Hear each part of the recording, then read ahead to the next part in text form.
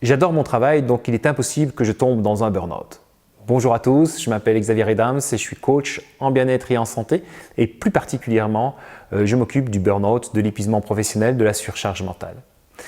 Je vais dans les semaines qui suivent vous faire des petits spots sur les croyances qui tournent autour du burn-out. Et une des premières croyances dans laquelle on va parler aujourd'hui, c'est si j'aime mon boulot, il est impossible que j'ai un burn-out. Et vous savez, j'ai entendu régulièrement des gens qui me disaient en regardant le burn-out d'un autre, tu sais Xavier, moi ça peut mal de m'arriver parce que moi j'adore ce que je fais.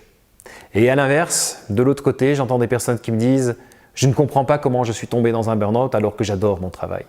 Alors bien évidemment, aimer son travail va être un des facteurs protecteurs du burn-out, puisque généralement si j'aime mon travail, c'est que je suis en concordance avec un certain nombre de mes valeurs et je réponds à un certain nombre de mes besoins.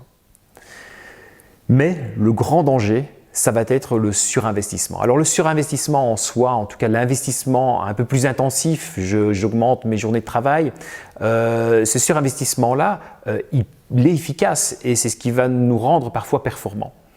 Par contre, quand il est prolongé dans le temps et qu'il n'y a plus de limite et qu'il est inconditionnel, c'est-à-dire que tout passe après mon travail, c'est là que je commence à avoir les premiers signes d'alarme, c'est de me dire attention, si plus rien ne compte, si ta vie familiale ne compte plus vraiment, c'est-à-dire que tu es peu présent, que tu commences à avoir des remarques de leur part en disant mais tiens on ne te voit jamais, mais tiens tu ne fais plus rien avec nous, tu es plus aussi accessible qu'avant. Si vous voyez ces phrases qui commencent à venir, c'est peut-être que vous ne vous protégez pas assez et que vous n'utilisez plus des zones où vous pouvez vous ressourcer.